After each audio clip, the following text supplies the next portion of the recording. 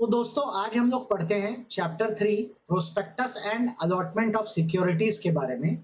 CA inter में ये बड़ा ही इंपॉर्टेंट चैप्टर है और जैसे मैंने आपको पिछले चैप्टर आईसीएआई मॉड्यूल से रिफर करके पढ़ाए हैं, मैं आगे भी उसी पैटर्न पे चलना चाहूंगा और यही बेस्ट पैटर्न है कि आप आईसीएआई का दिया गया मॉड्यूल पूरा पढ़ के जाएं।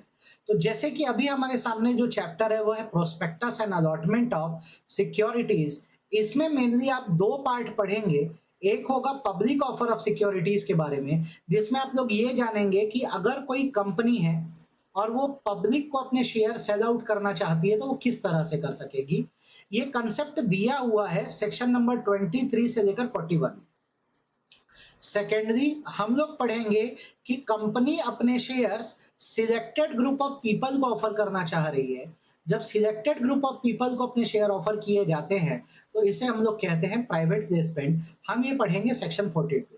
तो हमारा इस चैप्टर को पढ़ने का जो मेजर एम है वो यही है कि हम ये सीख सकें कि एक कंपनी फंड रेज करने के लिए शेयर कैसे कैसे इशू करती है। हमारा जो पॉइंट ऑफ स्टडी है वो है चैप्टर नंबर 3, ठीक है, कंपनीज एक्ट का, जो पूरे सेक्शन का कवरेज देता है सेक्शन 23 से लेकर 42 तक का। जहां पर 23 से 41 तो पूरा पूरा पब्लिक ऑफर को लेकर है और सेक्शन नंबर 42 जो है वो है प्राइवेट प्लेसमेंट को लेकर। ठीक है, स्टार्ट करते हैं, धीरे धीरे पढ़ते हैं हम लोग। सबसे पहले हम चालू करते हैं सेक्शन नंबर 23 से। सेक्शन नंबर 23 ये बताता है कि कोई कंपनी फंड रेज करने के लिए सिक्योरिटीज या शेयर कैसे कैसे इशू कर सकती है। तो सेक्शन 23 सब सेक्शन 1 का बोलना ये है कि अगर एक पब्लिक कंपनी चाहे और वो सिक्योरिटी इशू करना चाहे, सिक्योरिटी ना एक ब्रॉड वर्ड है, सिक्योरिटी फंड रेज करने के हर तरीके को बोलते हैं। इसमें शेयर्स आ जाते हैं, इसमें डिवेंचर्स आ जाते हैं, इसमें बॉन्ड्स आ जाते हैं, एक्सेट्रा एक्सेट्रा। ठीक है, तो अगर एक पब्लिक कंपनी है, पब्लिक कंपनी मतलब सीधी सी बात है, इसे अलाउ है कि अपने शेयर्स या सिक्योरिटीज पब्लिक को ऑफर कर सकती है। तो अगर पब्लिक कंपनी को फंड रेज करने हैं तो वो पब्लिक को अपने सिक्योरिटीज बेचे, उसके लिए एक ऑफर डॉक्यूमेंट का यूज करे जिसे प्रोस्पेक्टस बोला जाएगा और ये कहलाएगा पब्लिक ऑफर।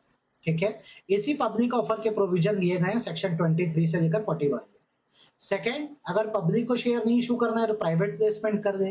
प्राइवेट प्लेसमेंट मतलब सिलेक्टेड पीपल्स को शेयर ऑफर करना, इसके लिए सेक्शन 42 फॉलो होगा। थर्ड, आपके यहाँ जो एग्जिस्टिंग शेयर होल्डर हैं, एग्जिस्टिंग शेयर होल्डर मतलब जो ऑलरेडी शेयर होल्डर है, हम चाहें तो उनसे भी फंड रेज कर सकते हैं और उसके लिए हम राइट इशू का सहारा लेते हैं, हम बोनस इशू का सहारा लेते हैं।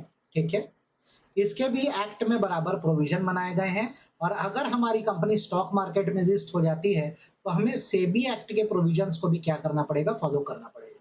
तो देखो सेक्शन 23 सब सेक्शन 1 क्या बोलता है, पब्लिक कंपनी कैसे फंड रेज कर सकती है, सिक्योरिटी इशू कर सकती है पब्लिक को शेयर बेच के, इसे पब्लिक ऑफर बोलते हैं। सिलेक्टेड पीपल को लेके इसे प्राइवेट प्लेसमेंट बोलते हैं और अपने ही शेयर होल्डर को लेके जिसको राइट इशू या बोनस इशू बोलते हैं। और ठीक उसी की जगह जब प्राइवेट कंपनी होगी तो प्राइवेट कंपनी जब सिक्योरिटी इशू करेगी ना, तो प्राइवेट कंपनी सिक्योरिटी इशू करेगी कैसे, राइट इशू बोनस इशू के द्वारा। ये वो करेगी अपने एग्जिस्टिंग शेयर होल्डर को, या फिर प्राइवेट कंपनी है वो शेयर बेचेगी प्राइवेट सेट ऑफ पीपल को, जिसे हम लोग प्राइवेट प्लेसमेंट बोलेंगे। तो प्राइवेट और पब्लिक में फर्क देखोगे तो आपको फर्क ये दिखेगा कि पब्लिक कंपनी पब्लिक ऑफर ला सकती है और प्राइवेट कंपनी पब्लिक ऑफर नहीं ला सकती, और लाना हो तो इसको कन्वर्ट होना पड़ेगा। समराइज कर देते हैं, जैसे पब्लिक ऑफर की बात करें, लिखा है ना आईपीओ, एफपीओ, ओफएस, ओएफएस। आगे इस पे मैं तुम लोग को समझाता हूँ धीरे धीरे। मतलब तो पब्लिक कंपनी तो पब्लिक ऑफर ला सकती है लेकिन प्राइवेट कंपनी नहीं ला सकती। प्राइवेट प्लेसमेंट पब्लिक कंपनी भी कर सकती है, प्राइवेट भी कर सकती है। Right issue bonus issue public company ला सकती है, प्राइवेट कंपनी भी ला सकती है। सेबी रूल किसको फॉलो करना है, तो क्योंकि पब्लिक कंपनी पब्लिक को शेयर बेचती है तो वो स्टॉक एक्सचेंज में लिस्ट होती है, इसलिए उसको सेबी जो स्टॉक मार्केट का रेगुलेटर है उसके रूल फॉलो करने हैं। प्राइवेट कंपनी को ऐसे कोई रूल फॉलो नहीं करना। ठीक है, यहाँ पे ये शॉर्ट नोट याद रखिएगा सिक्योरिटी का। सिक्योरिटी एक वाइडर टर्म होता है, खाली किसी एक प्रकार के इंस्ट्रूमेंट पे नहीं रुकता है। सिक्योरिटी में बहुत सारी चीज आती है जैसे कि share, script, stock, bond, debenture, debenture stock, और हर मार्केटेबल सिक्योरिटी जो एक पर्सन से दूसरे पर्सन को ट्रांसफर हो सकती है। फिर इसमें आते हैं डिरिवेटिव्स। डिरिवेटिव वो इंस्ट्रूमेंट होते हैं जिनकी खुद की वैल्यू नहीं होती, इनकी वैल्यू कहीं और से डिराइव होती है, जैसे फ्यूचर्स, जैसे ऑप्शंस। ठीक है। फिर collective investment scheme, SEBI registered scheme होती है जो लोगों से मनी कलेक्ट करती है और उसके लिए वो स्कीम्स बेचती है, ये भी सिक्योरिटी की कैटेगरी है। फिर जैसे बैंकिंग रेगुलेशन में सरफासी लॉ है, जिसे सिक्योरिटाइजेशन एक्ट बोलते हैं, उनकी भी सिक्योरिटी रिसिप्ट को सिक्योरिटी बोला जाता है। फिर अगर म्यूचुअल फंड है, वो अगर कोई स्कीम सेल कर रहा है तो उसको भी क्या बोला जाता है, सिक्योरिटी बोला जाता है। कोई भी सर्टिफिकेट जो कोई स्पेशल पर्पस व्हीकल के द्वारा, मतलब एक स्पेशल टाइप ऑफ बिजनेस के द्वारा इन्वेस्टर को दिया जा रहा है, वो भी सिक्योरिटी है। गवर्नमेंट की सिक्योरिटीज को भी सिक्योरिटी बोला जाता है। ठीक, उसके बाद हर सिक्योरिटी ऊपर जितनों के मैंने नाम लिया, उससे आने वाले फायदे या बेनिफिट्स या राइट्स, इसको भी सिक्योरिटी माना जाता है। तो मेरे बच्चों, ये मैंने जैसे टिक किया है ना सिक्योरिटी का, मतलब वैसे ही पढ़ लीजिएगा, बहुत अच्छा होगा। ठीक है। अब जैसे ये पढ़ लिया सेक्शन 23, अब इसमें छोटे-छोटे ना प्रोविजंस हैं। जैसे ये देखो, ये नीचे ना एक छोटा-सा प्रोविजन है कि अब जैसे-जैसे ग्लोबलाइज़ेशन हुआ है ना, इंडियन कंपनी जैसे अपनी सिक्योरिटी इंडिया में बेच सकती थी, अब वैसे ही वो विदेशों में बेच सकती है। उसके लिए वो कुछ इंस्ट्रूमेंट्स का यूज़ करती है जिन्हें डिपॉजिटरी रिसिप्ट बोलते हैं। होते तो ये शेयर ही हैं, पर फॉरेन करेंसी में रिप्रेजेंट होते हैं, जैसे कि American depository receipt, global depository receipt etcetera. तो अब सेक्शन 23 सबसेक्शन 3 यहाँ पर इंसर्ट करा गया है और ये बोलता है कि जब से ग्लोबलाइजेशन आया है, हम लोग अपने शेयर की डायरेक्ट लिस्टिंग जो है अपनी पब्लिक कंपनी की, जैसे इंडियन स्टॉक एक्सचेंज में कराते हैं, वैसी फॉरेन स्टॉक एक्सचेंज में भी करा सकते हैं और वहां लिस्टिंग करा के हम अपनी इंडियन कंपनी के शेयर्स को बेच सकते हैं। ठीक है, ये छोटी सी बात है, ये ध्यान रखना। ठीक, आगे आते हैं हम लोग। ठीक है, अब आते हैं हम लोग रूल्स क्या क्या है, जैसे शेयर इशू करने के, शेयर ट्रांसफर करने के रूल्स क्या है, सेक्शन 24 में बताया गया है। तो ये रूल किस हिसाब से बताया जा रहा है, तो ये पब्लिक ऑफर के हिसाब से बताया जा रहा है कि जैसे कोई कंपनी पब्लिक ऑफर जाए, तो कभी भी याद रखना, पब्लिक ऑफर तो केवल कौन सी कंपनी ला पाएगी, एक पब्लिक कंपनी। इसके लिए इसको पब्लिक को शेयर इशू करना पड़ेगा और अपने लिस्टिंग जाके कहाँ करानी पड़ेगी, स्टॉक एक्सचेंज में। स्टॉक एक्सचेंज का रेगुलेटर कौन, सेबी। तो सेबी जो होता है उसको ये पावर दी गई है कि जब कोई कंपनी लिस्ट होती है और अपने शेयर इशू करती है, लिस्ट मतलब रजिस्टर होती है स्टॉक एक्सचेंज में, वहां शेयर इशू करती है, उसके शेयर ट्रांसफर होते हैं, डिविडेंड से रिलेटेड मामले जो भी लिस्टेड कंपनी के होते हैं ना, वो सबको डील कौन करता है, सेबी करता है। और अगर मान लो कंपनी लिस्ट नहीं है तो फिर वहां पे सेबी का कोई काम नहीं है, फिर वहां पे कौन आ जाएगा, central government, national company law tribunal, registrar, वो सब मामलों को देखेगी। तो रेगुलेशन को आप ऐसे समझ सकते हो, अगर कंपनी लिस्टेड है और प्रपोज टू बी लिस्टेड है, मतलब लिस्ट होने वाली है, तो फिर उसे कंपनीज एक्ट के साथ साथ सेबी रेगुलेशन फॉलो करना पड़ेगा। लेकिन अगर कंपनी अगर अनलिस्टेड है, मतलब मार्केट में लिस्ट नहीं है, तो वो क्यों सेबी के रूल फॉलो करेगी, फिर वो क्या करेगी, कंपनीज एक्ट के रूल और उसकी अथॉरिटी से डील करेगी। ठीक है। अब हम लोग आते हैं प्रोस्पेक्टस के कंसेप्ट पे। बहुत इजी वर्ड में सीखना और अच्छे से समझना। पहले तो प्रोस्पेक्टस की डेफिनेशन क्या समझ लेते हैं। प्रोस्पेक्टस मीन्स का मतलब होता है एक्सक्लूसिव डेफिनेशन, इसमें बदलाव नहीं हो सकता। तो प्रोस्पेक्टस की जैसे डेफिनेशन बता रहा हूं, समझ लो। Prospectus means any document described or issue as prospectus. कोई भी डॉक्यूमेंट जिसको प्रोस्पेक्टस बोला गया, इंक्लूड्स, इसके टाइप होते हैं जैसे shelf prospectus, red herring prospectus, या कोई भी नोटिस, सर्कुलर, एडवर्टीजमेंट और कोई भी डॉक्यूमेंट जिसे पब्लिक को इनवाइट किया जा रहा है कि वो आए और आके कंपनी के शेयर खरीदे। चलो याद करो, prospectus means any document describe as prospectus and includes क्या, shelf prospectus, red herring prospectus, कोई भी नोटिस, सर्कुलर, एडवर्टीजमेंट जिसे पब्लिक को इनवाइट किया जा रहा है क्या करने के लिए, शेयर खरीदने के लिए। तो प्रोस्पेक्टस हम क्यों इशू कर रहे हैं, ताकि हम पब्लिक को इनवाइट कर सके कि वो आए और आके हमारे क्या खरीदे, शेयर खरीदे। ठीक है, आई होप ये बात समझ आ गई। तो सिस्टम क्या चलता है, कभी भी याद रखना, एक कंपनी है, वो प्रोस्पेक्टस डायरेक्टली किसको इशू करती है, पब्लिक को। पब्लिक इन प्रोस्पेक्टस को पूरा रीड करती है, अंडरस्टैंड करती है, और जब रीड एंड अंडरस्टैंड कर देती है तो फिर कंपनी में इन्वेस्ट करती है। ठीक, ये हो गई बात। आगे बढ़ते हैं, तुमको एक कंसेप्ट मिलेगा डीम्ड प्रोस्पेक्टस का।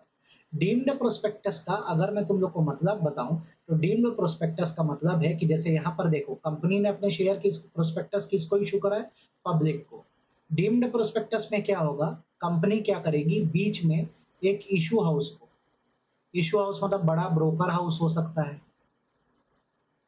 ब्रोकर हाउस हो सकता है, ठीक है, कोई बड़ा बैंक हो सकता है।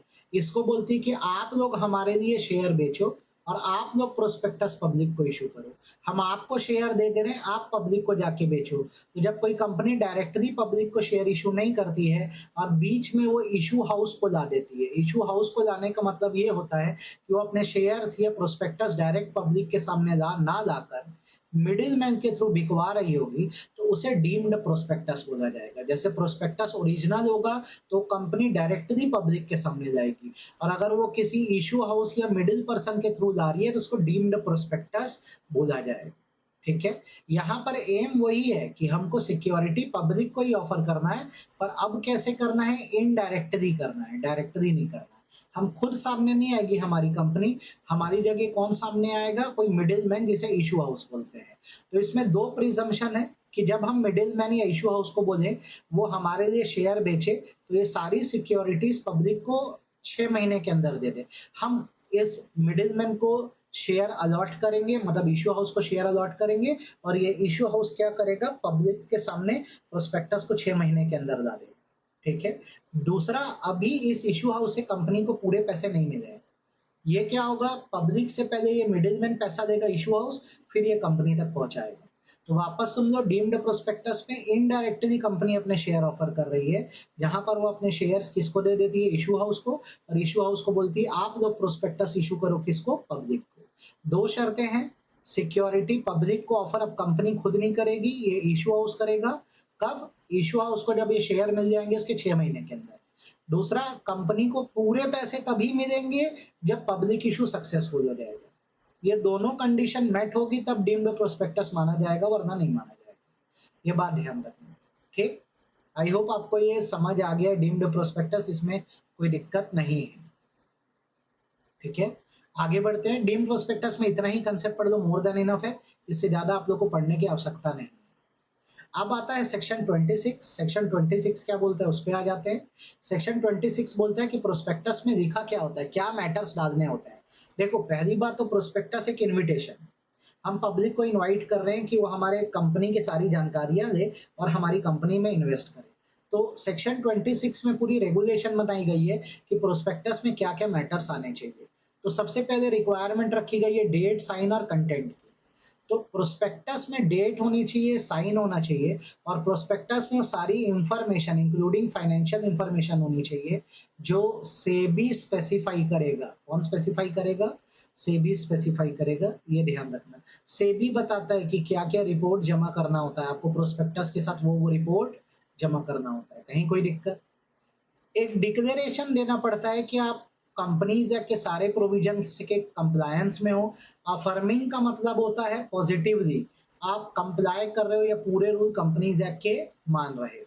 ठीक है, देन आपको एक स्टेटमेंट डालनी पड़ती है कि प्रोस्पेक्टस में लिखी कोई भी बात जो है वो कंपनीज एक्ट के अगेंस्ट नहीं, कॉन्ट्रेरी मतलब अगेंस्ट होता है, वो कंपनीज एक्ट के अगेंस्ट नहीं है, सिक्योरिटी कॉन्ट्रैक्ट रेगुलेशन एक्ट के अगेंस्ट नहीं है, सेबी एक्ट के अगेंस्ट नहीं है, और ऊपर दिए गए जो तीनों एक्ट हैं, कंपनीज एक्ट, एससीआर और सेबी एक्ट के अगेंस्ट कोई भी ऐसी रूल या रेगुलेशन के अगेंस्ट नहीं है। ठीक है, हाँ, ये ऊपर जो प्रोविजन आपने पढ़ा है कि सेबी के मैटर डालना है और ये सारे एक्ट के अगेंस्ट नहीं होना चाहिए, ये तब लागू नहीं होंगे जब प्रोस्पेक्टस जो है हम अपने एग्जिस्टिंग मेंबर्स या डिबेंचर होल्डर के सामने ला रहे हैं, पब्लिक के सामने नहीं ला रहे। ठीक है, सेकंड, प्रोस्पेक्टस का जो कंटेंट या टर्म एंड कंडीशन है वो यूनिफॉर्म है। यूनिफॉर्म मतलब होता है पिछली बार जो प्रोस्पेक्टस इशू किया था अभी भी वही किया है, कुछ अलग नहीं किया है, तो बार बार फिर कोई कंटेंट को चेंज करने की जरूरत नहीं है। ठीक, देन अगली रिक्वायरमेंट है डेट। क्या होती है प्रोस्पेक्टस में, तो प्रोस्पेक्टस में जो डेट इंडिकेट है वही डीम की जाएगी या प्रिज्यूम की जाएगी कि पब्लिकेशन की डेट भी वही होगी। मतलब प्रोस्पेक्टस पे आपने जो डेट डाली उसी डेट से प्रोस्पेक्टस को पब्लिश्ड माना जाएगा, मतलब जनता के सामने लाया गया। नेक्स्ट रिक्वायरमेंट है, बहुत अच्छे से सुनना, याद को बहुत अच्छे से याद रखना। प्रोस्पेक्टस को आप तब तक इशू मत करना जब तक इसकी एक साइंड कॉपी जो है रजिस्ट्रार ऑफ कंपनीज के पास डिलीवर नहीं हुई। ठीक है, सिस्टम ऐसा है कि पहले आप बनाओ ड्राफ्ट प्रोस्पेक्टस। क्या बनाओ, ड्राफ्ट मतलब अभी रफ कॉपी, इसको जमा करो सेबी के पास। सेबी क्या करेगा, इस ड्राफ्ट प्रोस्पेक्टस को अप्रूव करेगा। अब सेबी की तरफ से नॉड आ गया तो इसको आप आरओसी के पास रजिस्टर कराओ, देन फिर आप किसके पास इशू करो, पब्लिक को इशू करो। तो बिना आरओसी रजिस्ट्रेशन के प्रोस्पेक्टस जैसे इशू करोगे तो वैलिड नहीं, ठीक है। अब बार बार यहाँ देखो वर्ड लिखा साइंड कॉपी, तो साइंड कॉपी मतलब कंपनी की तरफ से कोई तो होगा ना जो श्योर करेगा कि प्रोस्पेक्टस में बातें सही है। तो प्रोस्पेक्टस की कॉपी पे साइन किसकी होगी, उस इंसान की जो डायरेक्टर है या प्रपोज्ड डायरेक्टर है, ठीक है, या इनका ऑथराइज अटर्नी या रिप्रेजेंटेटिव, जिसको बोर्ड ऑफ डायरेक्टर ने ऑथराइज किया है कि भाई साहब ये डायरेक्टर ने ऑथराइज किया है कि तुम साइन कर दो प्रोस्पेक्टस पे। तो याद रखना प्रोस्पेक्टस प्रोस्पेक्टस को ऑथराइज या साइन कौन करता है, डायरेक्टर या प्रपोज डायरेक्टर या ड्यूली ऑथराइज पर्सन। जैसे सारिका जो है कंपनी की डायरेक्टर है, अब उसे डावोस जाना पड़ रहा है, तो वो क्या करती है, कंपनी सेक्रेटरी को ना ऑथराइज कर देती है कि तुम साइन कर दो। तो यहाँ पर जो कंपनी सेक्रेटरी है मिस्टर गौतम, ये माना जाएगा वो ऑथराइज पर्सन है जिसने प्रोस्पेक्टस को साइन किया। आई होप ये बात आपको समझ आ रही है। देन प्रोस्पेक्टस के साथ आप चाहें तो एक एक्सपर्ट की रिपोर्ट भी लगा सकते हैं, चाहें क्या लगाना पड़ता है। एक्सपर्ट कौन होता है, अपने फील्ड का एक्सपर्ट, जैसे engineer, architect, valuer, chartered accountant, ये सबको ना बेसिकली एक्सपर्ट माना जाता है। तो प्रोस्पेक्टस के साथ एक एक्सपर्ट की रिपोर्ट लगाई जाती है, प्रोवाइडेड वो एक्सपर्ट कहीं से भी कंपनी से पहले से इंटरेस्टेड या जुड़ा हुआ ना हो। उस प्रोस्पेक्ट एक्सपर्ट ने अपनी रिटर्न कंसेंट दी है कि मैं प्रोस्पेक्टस में अपनी रिपोर्ट लगाना चाहता हूं। और तीसरा, उसने इसमें थोड़ा नेगेटिव साइड पे दिखा है कि कब एक्सपर्ट की रिपोर्ट नहीं डालेंगे, उसको ऐसे पढ़ो ना, एक्सपर्ट की रिपोर्ट लगाना है, बस कुछ कंडीशन फुलफिल करो, वो पर्सन कंपनी के प्रमोशन या मैनेजमेंट से ना जुड़ा हो, उसने अपनी रिटर्न कंसेंट दी है और उसने अपनी कंसेंट विड्रॉ नहीं करी है। एक्सपर्ट कौन होता है, बाहर का आदमी है। तो जब ये प्रोस्पेक्टस के साथ अपनी रिपोर्ट लगाता है ना, तो वेटेज मिलता है प्रोस्पेक्टस को कि हाँ बहुत बढ़िया है। तो तुम लोग सेक्शन 26 पढ़ लो बहुत अच्छे से, सेक्शन 26 ही सारी रिक्वायरमेंट बताता है कि भाई जो इंफॉर्मेशन रहेगी वो रहेगी जो सेबी बोलेगा, डिक्लेरेशन रहेगा कंपनीज एक्ट के रूल फॉलो कर रहे हो, कोई भी बात इन एक्ट्स के अगेंस्ट नहीं, ठीक है। देन उसके बाद पब्लिकेशन डेट कौन सी होगी, जो प्रोस्पेक्टस पर डेट दिखी है वही पब्लिकेशन डेट। आपको क्या करना होगा, साइंड कॉपी रजिस्ट्रार के पास जमा करानी होगी। साइन कौन करेगा, डायरेक्टर, प्रपोज डायरेक्टर या ड्यूली ऑथराइज पर्सन। एक्सपर्ट की रिपोर्ट लगाना है, प्रोवाइडेड वो कंपनी से जुड़ा हुआ आदमी नहीं है, रिटर्न कंसेंट दिया और अपनी कंसेंट विड्रॉ नहीं किया है। देखो यहाँ पे एक्सपर्ट का मतलब भी दे दिया है हमने, वो प्रीलिमिनरी चैप्टर में भी शुरू में पढ़ा था। एक्सपर्ट में engineer, valuer, chartered accountant, company secretary, cost accountant, ये हर वो पर्सन आता है जिसके सर्टिफिकेट इशू करने की पावर है। देन प्रोस्पेक्टस के फेस पर आपको ये बातें लिखनी पड़ेगी कि ये रजिस्ट्रार के पास डिलीवर हो चुका है, ठीक है। नेक्स्ट, जितने भी डॉक्यूमेंट्स थे जो हमने अटैच करें वो भी रजिस्ट्रार के पास डिलीवर हो गए हैं, मतलब कुल मिला के रजिस्ट्रार के पास हमने रजिस्ट्रेशन करा दिया है। प्रोस्पेक्टस कितने दिन के लिए वैलिड है, तो जब आपने प्रोस्पेक्टस की कॉपी रजिस्ट्रार के पास जमा कराई उसके 90 दिन के अंदर आपको प्रोस्पेक्टस इशू करना होता है। और अगर 90 दिन बीत गए, एक्सपायर हो गए, तो फिर से फ्रेश कॉपी रजिस्ट्रार के पास जमा कराओ, तब जाकर तुम क्या कर पाओगे, प्रोस्पेक्टस इशू कर पाओगे, ठीक है। ऊपर दिए गए अगर जितने भी प्रोस्पेक्टस के प्रोविजन है, अगर तुम उसमें कंट्रावेंशन करते हो तो कंपनी के ऊपर और कंपनी के हर पर्सन के ऊपर जो इस गलती में शामिल था, जो ऊपर हमने जितने डिटेल पढ़े, उस पर जुर्माना लग जाएगा कितना, 50,000 से लेकर 3 लाख तक का। जैसे यहाँ पे एग्जांपल दिया है, बोर्ड ऑफ डायरेक्टर एक कंपनी के, उन्होंने क्या किया, पब्लिक को शेयर अलॉट कर दिया प्रोस्पेक्टस इशू करके, पर प्रोस्पेक्टस ना आरओसी के पास रजिस्टर्ड नहीं था। अब सीधी सी बात है, जिस भी पर्सन ने प्रोस्पेक्टस को ऑथराइज किया था उसके ऊपर पेनल्टी लगेगी, ठीक है। कितनी पेनल्टी लग जाएगी तो आप देख लो, 50,000 रुपए से लेकर 3 लाख तक, ठीक। अब उसके बाद आता है, क्या हम प्रोस्पेक्टस के टर्म्स में वेरिएशन कर सकते हैं। तो इसके लिए लॉ ये बोलता है कि प्रोस्पेक्टस में के टर्म्स में वेरिएशन करने का मतलब थोड़ा सा बड़ा गड़बड़ है। जैसे प्रोस्पेक्टस में क्या होता है, कंपनी ने अपने डिटेल दिए, डिटेल में सबसे बड़ा डिटेल ये दिया कि ये किस पर्पस के लिए फंड रेज कर रही है। जैसे मैंने बोला कि मुझे आप लोग से पैसा क्यों चाहिए, ताकि मेरा एक XYZ नाम का प्रोजेक्ट है, उसमें मैं इस रेज्ड फंड को लगा सकूं। बट मनी जब रिसीव हो गया है तो मैं बोलता हूं पैसा XYZ प्रोजेक्ट में नहीं, मैं ABC प्रोजेक्ट में लगाना चाहता हूँ। तो शेयर होल्डर बोलेंगे ना, ये तो हमारे साथ एक प्रकार का धोखा है भाई साहब। आप जब पैसा दिए तो आप क्या बोले, पैसा XYZ प्रोजेक्ट में लगाओगे, और लगा कहाँ रहे हो, ABC प्रोजेक्ट में। तो अगर आपको करना क्या है कि प्रोस्पेक्टस के ऑब्जेक्ट्स में या उसके टर्म्स में वेरिएशन करना है, तो ससम्मान पहले शेयर होल्डर की जनरल मीटिंग बुलाइए और वहां पे स्पेशल रिजोल्यूशन माने 3/4 मेजोरिटी से अप्रूवल दीजिए कि आप प्रोस्पेक्टस से रेज्ड फंड को कहीं और लगाना चाहते हैं। ठीक है, फर्दर आप इस चीज का नोटिस जो है शेयर होल्डर को दीजिए और न्यूज़पेपर में पब्लिश करके दीजिए, एक इंग्लिश पेपर और एक लोकल लैंग्वेज न्यूज़पेपर में, और इसमें जस्टिफिकेशन दीजिए कि आप ऐसा वेरिएशन क्यों कर रहे हैं। ठीक, नेक्स्ट सेकंड प्रोविजन, ये बहुत ज्यादा इंपॉर्टेंट है। ये फर्स्ट कंडीशन हो गई थी, ये सेकंड हो गई कि भाई जो भी फंड रेज हुआ है आप उसका कहीं यूज करना है तो स्पेशल रिजोल्यूशन पास करवाने के बाद कहीं और लगा लो। बस ये याद रखना कि ये जो अमाउंट रेज हुआ है इसका यूज किसी दूसरी कंपनी के इक्विटी शेयर बाय सेल करने में नहीं कर पाओगे, अलाउ नहीं है, मत करना। भले दूसरी जगह इस पैसे को यूज कर दो, तुम किसी और कंपनी में इन्वेस्ट करने के नाम से इस पैसे का यूज मत करना जो पब्लिक इशू से आया है। नेक्स्ट कंडीशन, जो शेयर होल्डर डिसेंटिंग है, डिसेंटिंग मतलब हु डिड नॉट एग्री।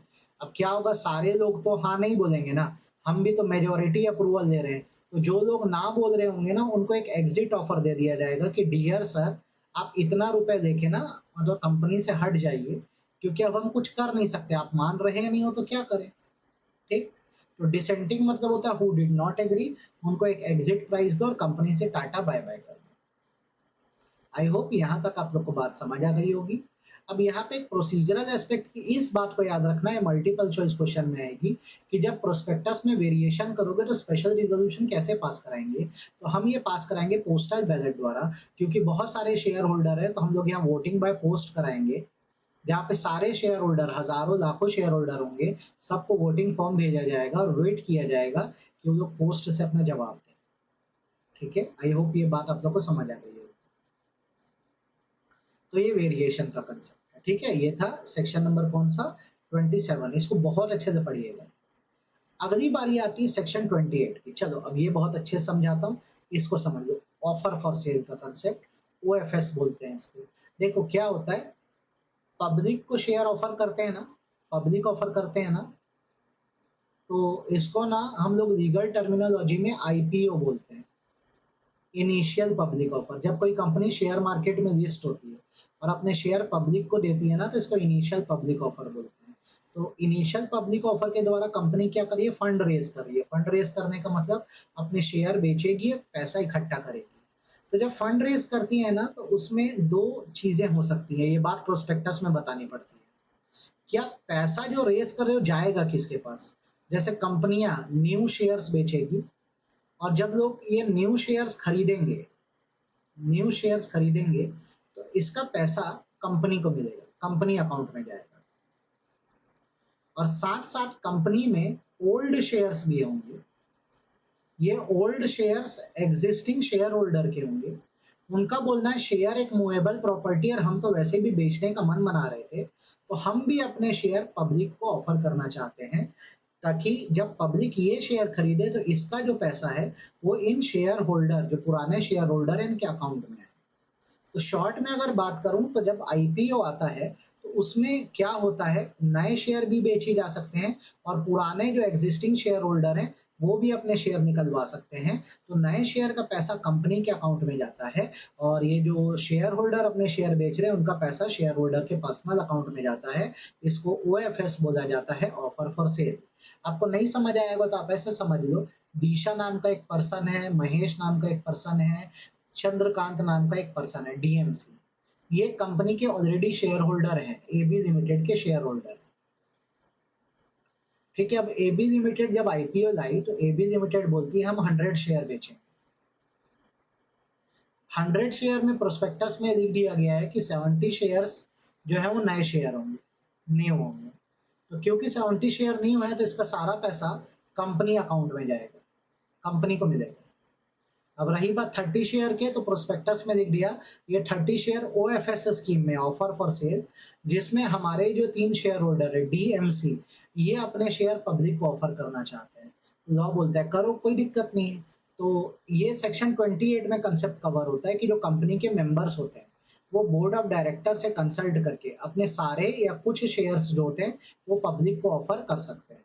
ठीक है, ये प्रोस्पेक्टस का ही पार्ट होता है और प्रोस्पेक्टस में लिखा जाता है कि जो टोटल आईपीओ आ रहा है उसमें कितने न्यू शेयर्स हैं और कितने शेयर ऑफर फॉर सेल के हैं। आई होप आपको ये बात समझ आ गई होगी।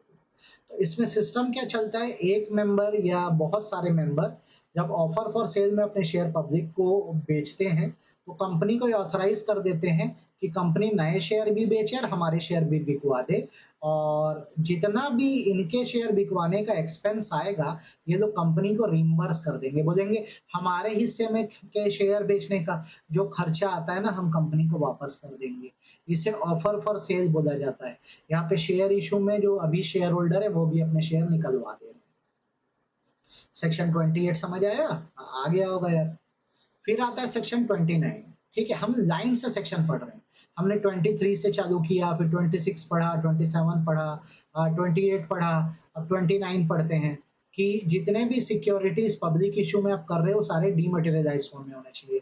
डीमटेरियलाइज का मतलब होता है इलेक्ट्रॉनिक फॉर्म में होना चाहिए। जैसे क्या होता है, जब कंपनी शेयर बेचती है ना तो एविडेंस के तौर पे फिजिकल शेयर सर्टिफिकेट देती है। ये तब तक बहुत अच्छा सर्टिफिकेट देना, शेयर सर्टिफिकेट, जब तक कम शेयर होल्डर हो। लेकिन जब कंपनी शेयर मार्केट में आ जाएगी, पब्लिक ऑफर कर रही है, तो सोचो कितने सारे शेयर होल्डर होंगे। तो फिर यहाँ पे शेयर को इलेक्ट्रॉनिक फॉर्म में इशू किया जाता है, इसे डीमटेरियलाइज फॉर्म बोलते हैं। एक ऑर्गेनाइजेशन होती है जिसका नाम होता है डिपॉजिटरी। ये क्या करती है, जितने शेयर होल्डर होता है सबका खोल देती है डीमैट अकाउंट, नए पुराने सारे शेयर होल्डर का। और ये सारे शेयर होल्डर इस डीमैट अकाउंट के कहलाते हैं बेनिफिशियल ओनर। अब सिस्टम ये होता है कि जब कोई आईपीओ आता है ना तो अगर इन लोगों को शेयर मिल गए तो शेयर इनके अकाउंट में क्रेडिट हो जाते हैं। कोई डेबिट क्रेडिट, शेयर आया तो क्रेडिट, गया तो डेबिट। तो जब पब्लिक इशू आएगा तो सारे शेयर अब डीमटेरियलाइज फॉर्म में होने चाहिए। अब ये रूल लिस्टेड कंपनियों के लिए भी है और अब अनलिस्टेड पब्लिक कंपनी को ही बोला जा रहा है कि धीरे धीरे अब वो जितने भी शेयर जो फिजिकल फॉर्म या शेयर सर्टिफिकेट के फॉर्म में थे उसको किस में कन्वर्ट कर दे, डीमटेरियलाइज फॉर्म में कन्वर्ट कर दे। ये है सेक्शन 29। देन आता है सेक्शन 30।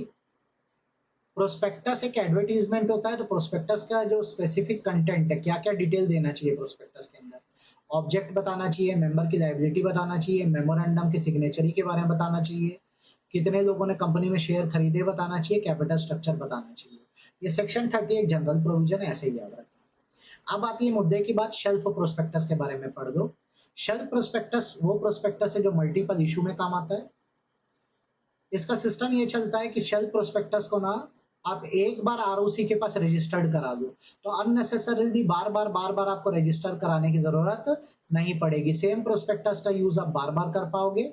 इसकी वैलिडिटी 1 साल या 1 ईयर की होती है और ये 1 ईयर की वैलिडिटी तब तक चालू होती है जब आप अपनी फर्स्ट टाइम अपना शेयर ऑफर करते हो।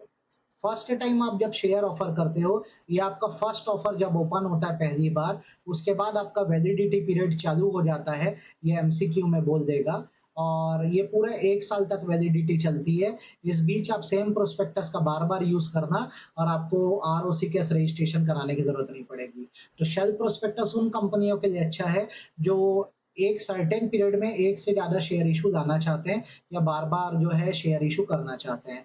तो आप एक बार रजिस्ट्रेशन कराइए और आपको वैलिडिटी 1 ईयर की मिल रही है। ठीक, अब क्या होगा, जैसे आपका तो अभी ऑफर पीरियड चल रहा है, इसमें आप जितनी बार सेम प्रोस्पेक्टस का यूज करना चाहो कर दो। लेकिन कई बार क्या होता है, साल के बीच में कंपनी में बड़े चेंजेस आ जाते हैं, मटेरियल चेंज आता है, फाइनेंशियल पोजीशन बदलती है या कोई बड़ा चेंज आता है। तो किसी के साथ भी धोखा ना हो इसलिए क्या किया जाता है कि जैसे प्रोस्पेक्टस जब जमा कराए थे तो वो डिटेल आरओसी के पास है, तो अगर कोई चेंज आएगा ना तो उस चेंज के बारे में एक डॉक्यूमेंट जिसे बोलते हैं इंफॉर्मेशन मेमोरेंडम, इसके थ्रू आरओसी को बता देना कि हमारे प्रोस्पेक्टस में ये चीजें अपडेट कर दो। फर्दर जिन एप्लीकेंट्स ने एडवांस दे के रखा था कंपनी को शेयर्स के लिए, उनको अगर पता लगता है कि प्रोस्पेक्टस में कोई चेंज आए हैं, तो वो चाहें तो अपने पैसे कंपनी से रिफंड मांग सकते हैं। और जब वो रिफंड मांगेंगे तो कंपनी की जिम्मेदारी है कि 15 दिन में उनका पैसा रिफंड कर देना। जैसे मैंने कंपनी का एडवांस में मनी दे के रखा था कि मुझे आगे आपके कंपनी के शेयर लगेंगे। अब कंपनी का बोलना है कि हमारे यहाँ चेंजेस आ गए हैं, ठीक है? तो मैं बोला मैं तो प्रोस्पेक्टस में जब पढ़ा था ऐसा कोई चेंज नहीं था। वो लोग बोलते हैं हाँ चेंज आ गया है। तो अब मेरी चॉइस है कि मैं शेयर लूं या अपना पैसा रिफंड दूं। अगर मैं बोल देता हूँ रिफंड करो, तो कंपनी को ना मेरे रिक्वेस्ट के 15 दिन के अंदर रिफंड करना पड़ेगा। ये बात याद रखना, ठीक है? डन। ये क्लियर समझो, एकदम अच्छे से तुम लोग को आना चाहिए, ठीक है? देन बारी आती है रेड हेरिंग प्रोस्पेक्टस की। रेड हेरिंग प्रोस्पेक्टस एक ऐसा प्रोस्पेक्टस है जिसमें कंपनी के सारे डिटेल लिखे होते हैं, बस क्वांटम, क्वांटम मतलब होता है लिमिट या अमाउंट, और प्राइस ऑफ सिक्योरिटीज नहीं लिखा होता। मतलब सब कुछ लिखा होगा, बस ये नहीं लिखा होगा कि कितनी नंबर ऑफ सिक्योरिटीज है और किस प्राइस पर बेच रहे हैं। इसमें क्या किया जाता है, एक प्रोसेस अपनाया जाता है जिसे बुक बिल्डिंग बोला जाता है। यहाँ पर ना एक प्राइस रेंज बता दी जाती है, जैसे 100 रुपए से 120 रुपए, और ऑफर पीरियड ओपन कर दिया जाता है 3 से 10 दिन का। अब लोगों को बोला जाता है देखो यार शेयर का प्राइस पता नहीं है, कुछ भी हो सकता है, आओ तुम लोग बिड करो। तुम बिड करोगे ना तो इससे क्या होगा, डिमांड डिटरमाइन होगी।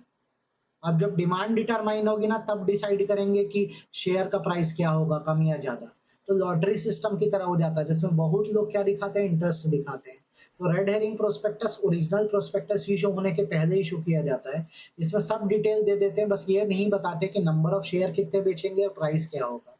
ये लोग खुद डिटरमाइन कर देते हैं, ठीक है? तो ओरिजिनल प्रोस्पेक्टस इशू करने से पहले तुम लोग क्या इशू कर सकते हो, रेड हेरिंग प्रोस्पेक्टस इशू कर सकते हो। जैसे ओरिजिनल प्रोस्पेक्टस का रजिस्ट्रेशन तुम आरओसी के पास कराते हो, रेड हेरिंग का रजिस्ट्रेशन भी तुम लोग वैसे ही आरओसी के पास करवाते हो। इसकी भी सारी ऑब्लिगेशन सेक्शन 26 वाली सेम है जो ओरिजिनल प्रोस्पेक्टस की है, ठीक है? तो ये रेड हेरिंग समझ आया होगा तुम लोग को, शेल्फ आ गया होगा। अब इसके बाद आता है अब्रिज प्रोस्पेक्टस। अब्रिज मतलब होता है साइलेंट फीचर। क्या होता है, प्रोस्पेक्टस बहुत डिटेल्ड होता है, उसका एक समराइज वर्जन बनाया जाता है जिसे अब्रिज प्रोस्पेक्टस बोलते हैं, जिसमें समरी लिखी जाती है, प्रोस्पेक्टस के की कंटेंट्स होते हैं। जिसे इसी का नॉलेज ले लो तो आपको प्रोस्पेक्टस के बारे में सब पता लग जाएगा। तो ये कॉस्ट कटिंग मेजर भी है, इतने भारी भारी प्रोस्पेक्टस बनाने से अच्छा अब्रिज प्रोस्पेक्टस इशू कर दो, ठीक है? हाँ, कुछ एक्सेप्शन है कब अब्रिज प्रोस्पेक्टस नहीं अप्लाई होगा, जब शेयर आप सिलेक्टेड ग्रुप ऑफ पीपल या अंडर राइटिंग एग्रीमेंट में दे रहे हो, या आप शेयर या डिवेंचर पब्लिक को ऑफर ही नहीं कर रहे हो, या अपने जो शेयर है एग्जिस्टिंग शेयर होल्डर को दे रहे हो, बाहर किसी को नहीं दे रहे हो, तो फिर आपको अब्रिज प्रोस्पेक्टस नहीं इशू करना। डन, ठीक।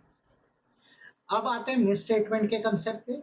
कभी भी याद रखना, शेयर खरीदना बेचना कॉन्ट्रैक्ट अमरी फिडी है, मतलब अटमोस्ट गुड फेथ का कॉन्ट्रैक्ट है। कहने का मतलब है लोग अपनी मेहनत की कमाई को शेयर में इन्वेस्ट करते हैं। तो जब प्रोस्पेक्टस में कोई भी बात लिखी जाती है ना, एकदम एक्यूरेसी से लिखी जानी चाहिए, सच सच लिखी जानी चाहिए, आपको कुछ भी छुपाना नहीं है।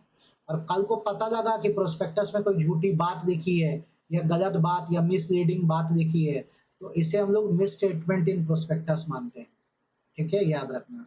तो कैसे माना जाए कि मिस स्टेटमेंट है, तो जैसे कोई फॉल्स स्टेटमेंट डाली या कोई सुपरफिशियल स्टेटमेंट है। सुपरफिशियल मतलब बढ़ा चढ़ा कर कोई बात लिखी हुई है, या कोई एम्बिगुअस बात लिखी है, मतलब कंफ्यूजिंग बात लिखी है, तो ये सब क्या है, मिस स्टेटमेंट की कैटेगरी आ जाएगी।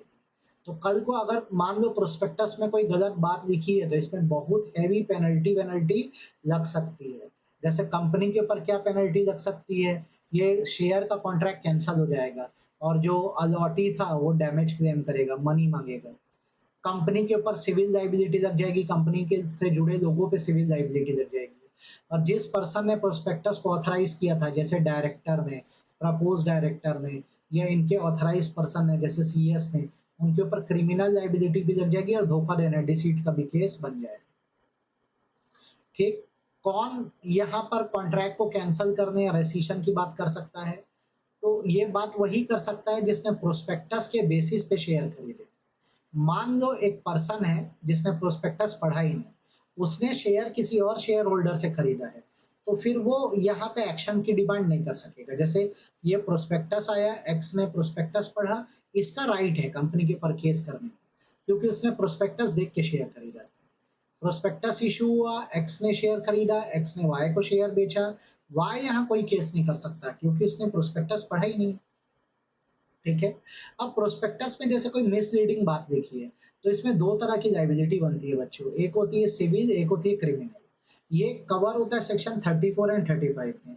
सेक्शन 34 बात करता है क्रिमिनल लाइबिलिटी की, और सेक्शन 35 बात करता है सिविल लाइबिलिटी की। क्रिमिनल लाइबिलिटी का मतलब होता है पनिशमेंट होगी, जेल जा सकते हो, और सिविल लाइबिलिटी का मतलब होता है फाइन एंड डैमेजेस।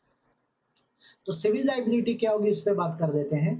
तो जो भी सब्सक्राइबर है जिसका नुकसान हुआ है किसके कारण, प्रोस्पेक्टस में लिखी गलत बात के कारण, वो केस कर सकता है कंपनी के ऊपर, और हर इंसान उस इंसान पे जो कंपनी का डायरेक्टर रहा प्रोस्पेक्टस इशू करते समय, या वो पर्सन जिसने ऑथराइज किया कि मेरा नाम प्रोस्पेक्टस में डाल दो।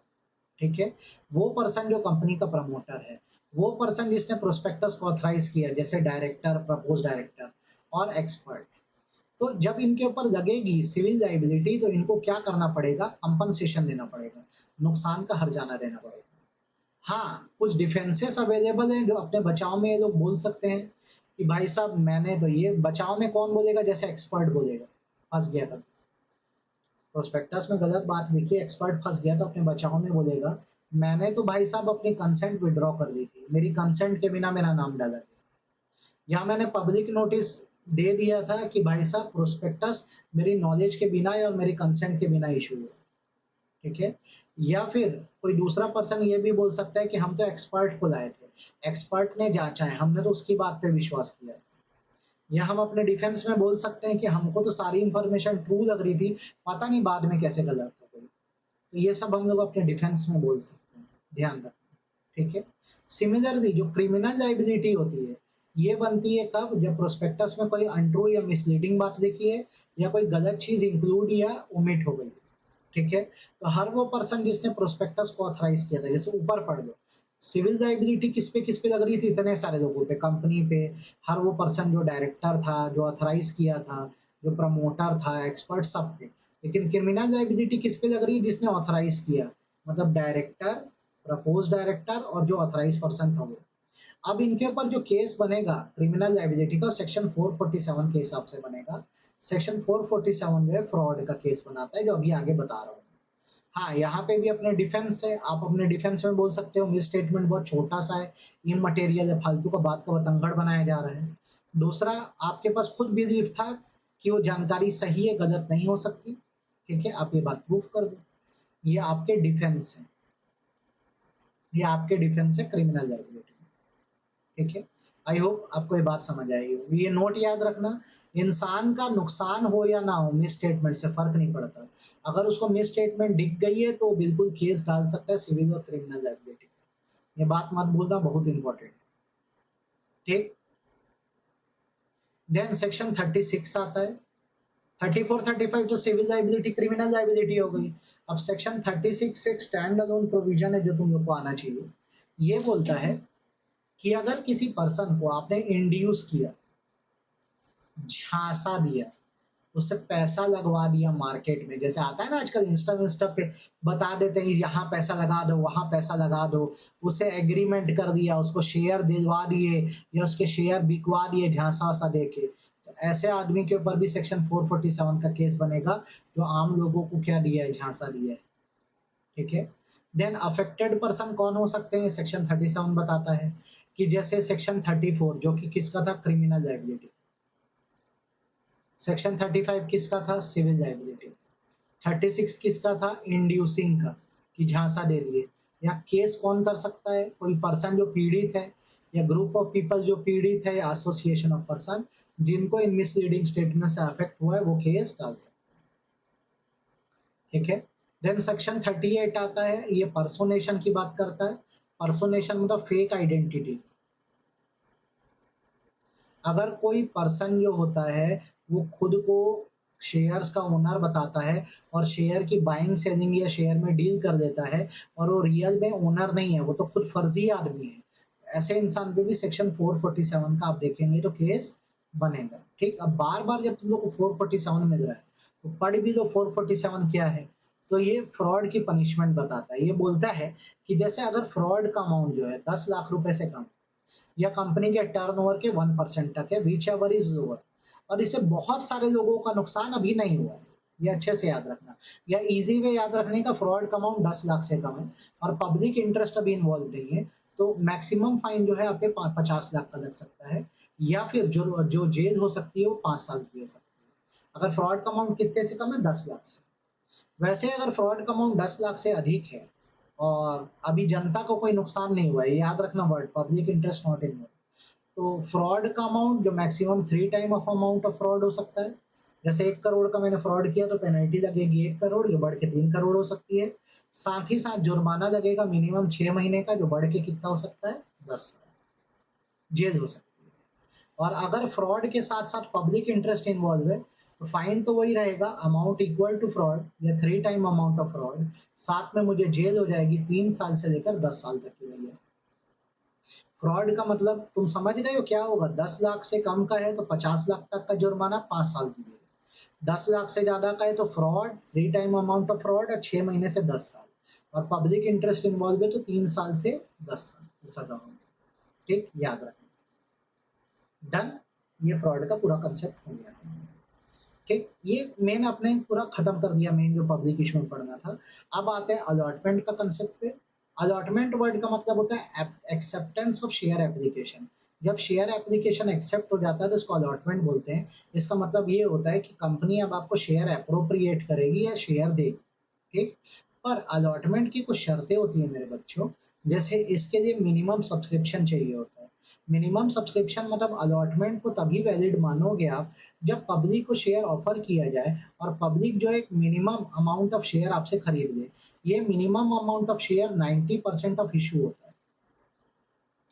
जैसे पब्लिक ऑफर में 100 शेयर ऑफर करे गए तो इसमें से एटलीस्ट लोग 90 शेयर्स खरीद लेना, तब जाकर माना जाता है पब्लिक इशू सक्सेसफुल है और कंपनी आपको शेयर अलॉट कर पाएगी। ठीक है, आई होप ये बात आपको समझ आ गई होगी। ये देखो 90% ऑफ एंटायर इशू। डन, भूलना मत ना, इस बात को याद रखना।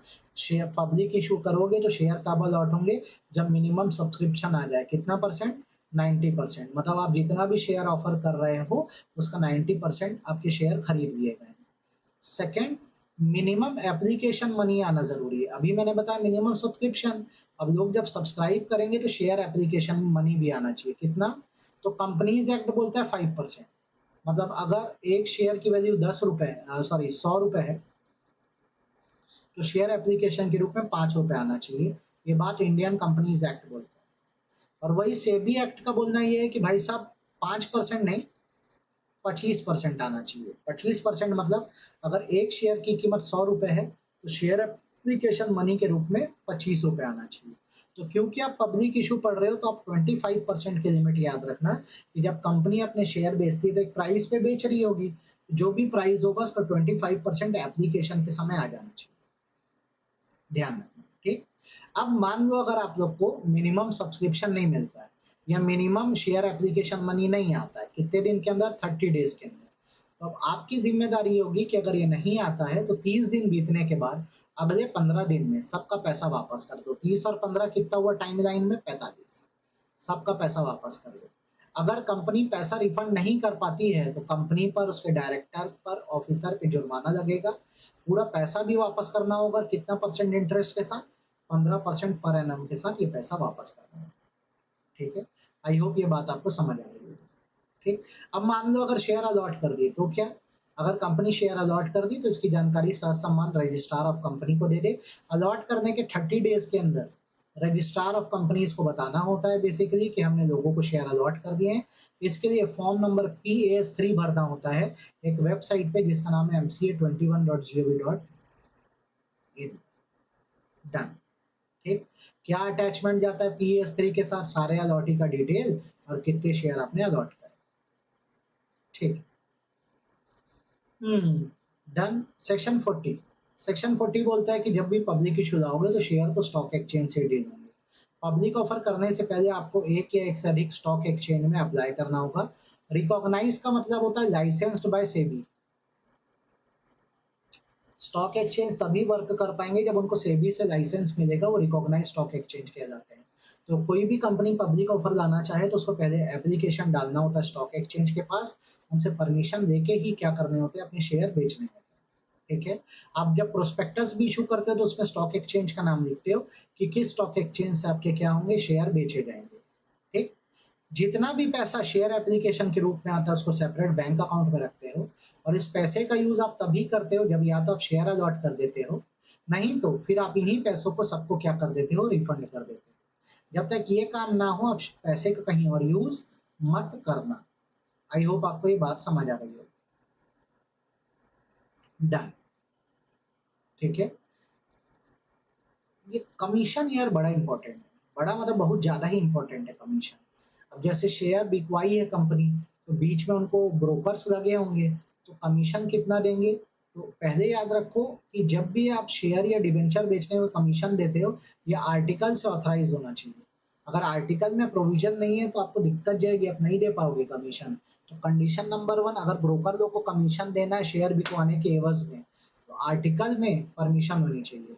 और ये कमीशन आप कहाँ से दो? प्रोसीड ऑफ इशू से। प्रोसीड ऑफ इशू से, जब शेयर का जो पैसा आया है वहां से ये कमीशन दे दो निकाल के, नहीं तो कंपनी का प्रॉफिट है वहां से दे दो, या दोनों का इस्तेमाल करके कमीशन दे दो। कमीशन कितना दे ये अच्छे से पढ़ो। शेयर से ऐसे बेचे हो तो जो कमीशन होता है ना, वो होता है 5% ऑफ प्राइस ऑफ शेयर, या फिर लेसर अमाउंट इन आर्टिकल। जैसे आर्टिकल यहाँ शेयर का स्टैंडर्ड कमीशन है 5%, और आर्टिकल में लिखा है 3%, तो आप कितना दे पाओगे पता है? आप दे पाओगे 3%, या तो 5% या लेसर रेट इन आर्टिकल वो दे पाओगे। वैसे डिबेंचर के केस में कितना दे सकते हो पता है? 2.5% of the price at which debenture is issued, और लेसर रेट इन आर्टिकल। 2.5% या उससे कम रेट जो आर्टिकल में लिखा है। जैसे यहाँ पे लिखा है 2.5%, किसका? डिबेंचर का कमीशन होता है। आर्टिकल में लिखा है 1%, तो तुम 1% दे पाओ। तो शेयर पे याद रखो क्या कमीशन होता है? 5% ऑफ शेयर, या फिर लेसर अमाउंट इन आर्टिकल। तो और डिवेंचर में क्या होता है? 2.5% ऑफ शेयर और लेसर अमाउंट इन आर्टिकल। ये बहुत अच्छे से पढ़ना बच्चों। ठीक, आई होप ये अच्छे से क्लियर हो गया होगा। डन।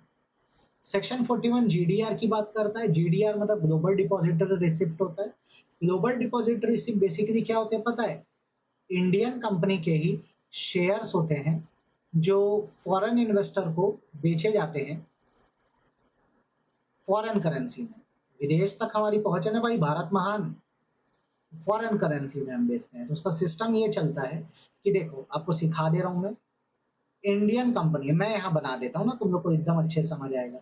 इंडियन कंपनी है, उसको अपने शेयर फॉरेन में बेचने हैं, उसको अपने सारे इक्विटी शेयर जितने बेचने हैं ट्रांसफर करने होंगे यहाँ के लोकल कस्टोडियन को।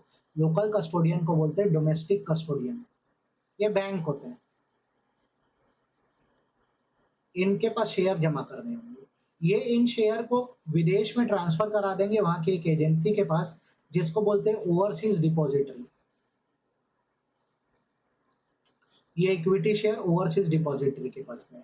ये ओवरसीज डिपॉजिटरी क्या करेगा? इन शेयर्स को कन्वर्ट कर देगा दूसरे फॉर्म में, जिसे बोलते हैं जीडीआर। ये इक्विटी शेयर ही है, लेकिन अब ये रिप्रेजेंट हो रहे हैं फॉरेन करेंसी में। अब ये जीडीआर में जब कन्वर्ट हो गए, तो अब इसको बेचा जाएगा फॉरेन इन्वेस्टर को। फॉरेन इन्वेस्टर को जब जीडीआर ये मिलेगा तो पैसे किस तक पहुंचेंगे? इंडियन कंपनी के पास पहुंचेंगे। तो अभी हमारे देश में ग्लोबल डिपॉजिटरी रिसिप्ट का सिस्टम ऐसा है कि हम अपने शेयर दे देते हैं लोकल कस्टोडियन को, वो हमारे शेयर को कहाँ भिजवा देता है? ओवरसीज डिपॉजिटरी के पास, और फिर वो क्या करते हैं? वहां सेल आउट करते हैं। ये जीडीआर का नियम। ठीक, ये नियम याद रखना। जिनके पास ये जीडीआर है उनके सेम वही वोटिंग राइट है जो इंडियन शेयर होल्डर के पास है, इसमें कोई भी अंतर नहीं। तो ये पूरा कंसेप्ट है सेक्शन 23 से लेकर 41। पब्लिक इशू पूरा खत्म। अब इसका अगला भाग जो होता है, आराम से समझना, वो है प्राइवेट प्लेसमेंट। पूरा पब्लिक ऑफर मैंने तुम लोग को समझा दिया। प्राइवेट प्लेसमेंट तो भाई पब्लिक कंपनी भी कर सकती है, और प्राइवेट प्लेसमेंट तो प्राइवेट कंपनी भी कर सकती है। प्राइवेट प्लेसमेंट का मतलब होता है कि कंपनी जो है ना, वो अपने share selected group of persons को ऑफर कर रही है। इन सिलेक्टेड ग्रुप ऑफ पर्सन को यहाँ बोलते हैं आइडेंटिफाइड पर्सन्स, मतलब परिचित व्यक्ति जिनको कंपनी जानती है, उनको जब शेयर ऑफर करती है तो इसे प्राइवेट प्लेसमेंट बोलते हैं। बस याद रखना कि जब ये आइडेंटिफाइड पर्सन की बात होती है तो इसमें कंपनी के एम्प्लॉइज को और कुछ बड़े इन्वेस्टर जिनको क्वालिफाइड इंस्टीट्यूशनल बायर बोलता है, उनको काउंट नहीं किया जाता। प्राइवेट प्लेसमेंट का पूरा कंसेप्ट सेक्शन 42 में कवर होता है और इसके नियम इस तरह से हैं कि जब आप सिलेक्टेड ग्रुप ऑफ पर्सन्स को शेयर बेचोगे तो पूरे एक फाइनेंशियल ईयर में मैक्सिमम 200 लोगों को आप प्राइवेट प्लेसमेंट के तहत सिक्योरिटी दे सकते हो। अब मैं आपको यहाँ ये बताना चाहूंगा कि जब हम कंप्यूट करते हैं 200 लोग की लिमिट, तो इसमें क्वालिफाइड इंस्टीट्यूशनल बायर को और एम्प्लॉइज को काउंट नहीं करते। ठीक, क्वालिफाइड इंस्टीट्यूशनल बायर मतलब बड़े इन्वेस्टर्स होते हैं जैसे म्यूचुअल फंड्स एक्सेट्रा। पहले लिमिट 50 थी, अब 200 हो गई है, तो 50 को क्यों याद रखें, 200 को ही याद रखते हैं ना। अब तुम लोग को एक अच्छी बात बताता हूँ, ये जो 200 की लिमिट है ना, ये हर सिक्योरिटी के लिए अलग है। इक्विटी शेयर के लिए 200 का कोटा अलग है, डिबेंचर के लिए 200 का कोटा अलग है, प्रेफरेंस शेयर के लिए 200 का कोटा अलग है। एक साल में आप 200 लोगों को इक्विटी शेयर दे दो, एक साल में 200 लोगों को डिवेंचर दे दो, एक साल में 200 लोगों को आप प्रेफरेंस शेयर दे दो। हर सिक्योरिटी के लिए 200 का कोटा आइडेंटिफाइड पर्सन का अलग अलग है, ये कोई सिंगल कोटा नहीं है, पहले तो ये याद रखो। प्राइवेट प्लेसमेंट करने के लिए स्पेशल रिजोल्यूशन पास करना पड़ता है भैया, ठीक है, याद रखना है इस बात को। अगर किसी साल 200 से ज्यादा लोगों को तुम लोग ने अगर शेयर या सिक्योरिटी अलॉट कर दी, तो फिर इसको अपने आप डीम्ड पब्लिक ऑफर मान लिया जाएगा। डीम्ड पब्लिक ऑफर मतलब अब आपने जनता को शेयर ऑफर कर दिए हैं और आपके ऊपर सेक्शन 23 से 41 का जो ऊपर प्रोविजन पड़े वो अप्लाई हो जाएगा। तो अपनी लिमिट याद रखना कि प्राइवेट प्लेसमेंट तभी तक है जब तक आप 200 लोगों की लिमिट के अंदर हो। वो एक बार में हो या 10 बार में हो, 200 लोगों को क्रॉस मत करना, नहीं तो ये किसकी कैटेगरी में चला जाएगा, पब्लिक इशू की कैटेगरी में चला जाएगा। और अभी 45 मिनट में मैंने जो जो तुम लोग को पढ़ाया वो सारे नियम तुमको वापस पढ़ने पड़ जाएंगे। ठीक है, कैसे प्राइवेट प्लेसमेंट में सिलेक्टेड लोगों को शेयर ऑफर किए जाते हैं, तो इसके लिए इनको एक ऑफर लेटर बना के दिया जाता है जिसे प्राइवेट प्लेसमेंट ऑफर लेटर बोला जाता है। ठीक है, प्राइवेट प्लेसमेंट ऑफर लेटर में पूरा डिटेल अपन बता देते हैं भैया कि कौन से सिक्योरिटी ऑफर कर रहे हैं, जस्टिफिकेशन क्या है, सब कुछ बता देते हैं। शेयर का प्रॉपर वैल्यूएशन हुआ कि नहीं, कितना अमाउंट हम प्राइवेट प्लेसमेंट से रेज करेंगे। आई होप आपको ये बात समझ आ रही है।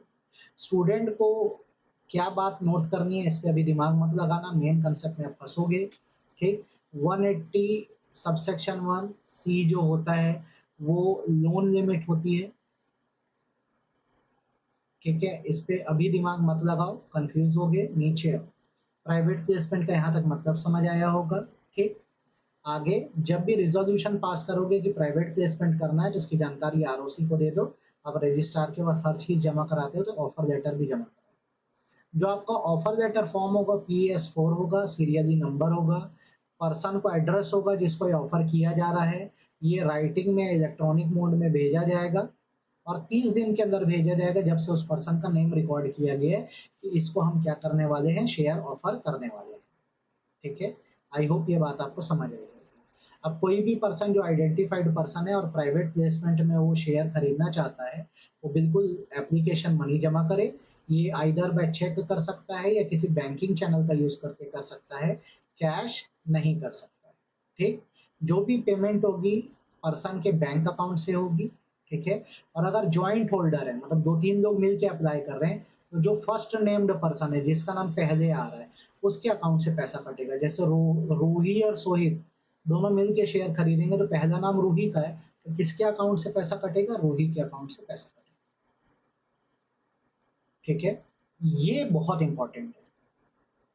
प्राइवेट प्लेसमेंट जैसे साल में 200 लोगों को कर सकते हैं और मैंने बोला हर सिक्योरिटी के लिए अलग अलग है। तो कोई भी नया ऑफर तुम लोग तब तक मत लाना जब तक प्रीवियस ऑफर या तो कंप्लीट ना हो जाए या विथड्रॉ ना हो जाए या अबांडन ना हो जाए। जैसे मान लो अप्रैल के महीने में कंपनी ने 190 लोगों को इक्विटी शेयर ऑफर करे प्राइवेट प्लेसमेंट में। अभी ये प्राइवेट प्लेसमेंट पेंडिंग चल रहा है, कंपनी बोलती है कि वो 50 लोगों को डिबेंचर बेचेगी। बेचने में प्रॉब्लम नहीं है, पर पुराना अभी खत्म हुआ नहीं है प्राइवेट प्लेसमेंट, तो आप नया नहीं कर पाओ। सर ऐसा कर सकते हैं कि अभी जैसे 190 लोगों को इक्विटी शेयर दिए, हम साथ ही साथ इधर 50 लोगों को डिवेंचर ऑफर कर दे क्या, तो एक साथ 2-3 इशू डालो, कोई दिक्कत नहीं। लेकिन जब तक पिछला पेंडिंग चल रहा है, मतलब कंप्लीट या विड्रॉ या अबांडन नहीं हुआ है, तुम नया नहीं ला पाओगे, याद रखना ये लिमिट। ठीक। अब जब तुमने ऑफर किया प्राइवेट प्लेसमेंट में शेयर, लोग एप्लीकेशन डालेंगे, तो उनको शेयर ना 60 दिन के अंदर अलॉट कर दो जब से एप्लीकेशन मनी आए। 60 दिन में अगर को शेयर अलॉट ना कर पाओ तो अगले 15 दिन में सबका पैसा वापस कर दो, नहीं तो फिर तुमको 12% इंटरेस्ट के साथ सबका पैसा देना पड़ेगा। पैसे को बिल्कुल सेपरेट बैंक अकाउंट में रखो और यूज तब तक मत करो जब तक अलॉट ना कर दो या पैसा रिफंड ना कर दो। पब्लिक एडवर्टीजमेंट तुम कर नहीं सकते क्योंकि प्राइवेट प्लेसमेंट कर रहे हो, अदरवाइज डीम्ड पब्लिक ऑफर हो जाएगा। एक बार जब प्राइवेट प्लेसमेंट में शेयर अलॉट कर दो तो 15 डेज, नॉट 30 डेज, 15 डेज में इसकी जानकारी आरओसी को फॉर्म PAS3 में दे दो। इसमें सारा डिटेल बताओ, किन लोगों को शेयर दिए गए, कितने शेयर होल्ड मतलब दिया गया, कब अलॉट किया गया, शेयर की क्या वैल्यू थी, सब कुछ बता दो आरओसी। ठीक। अगर आपने रिटर्न ऑफ अलॉटमेंट या डिटेल आरओसी को नहीं बताया तो फिर इस सिचुएशन में कंपनी, उसके प्रमोटर और डायरेक्टर को 1000 रुपए का जुर्माना पर डे लगेगा, जो बढ़ के 25 लाख तक जा सकेगा। तो ये फॉर्म PAS3 बनना बहुत जरूरी है, रिटर्न ऑन अलॉटमेंट, याद रखना। फर्दर प्राइवेट प्लेसमेंट के नियम या रूल्स को अगर आप नहीं मानते हो तो कंपनी के प्रमोटर और डायरेक्टर के ऊपर फाइन लग सकता है। कितना? जितना प्राइवेट प्लेसमेंट से पैसा रेस करे या 2 crore which ever is lower, और कंपनी को सारा पैसा रिफंड करना होता है विद इंटरेस्ट। कितना परसेंट? 12% के हिसाब से 30 दिन के अंदर। ये था तुम्हारा prospectus and allotment chapter. I hope आपको मजा आया होगा और समझ आया होगा। अब तुम लोग को इसके बाद में नेक्स्ट चैप्टर पढ़ाऊंगा, शेयर कैपिटल। That's it.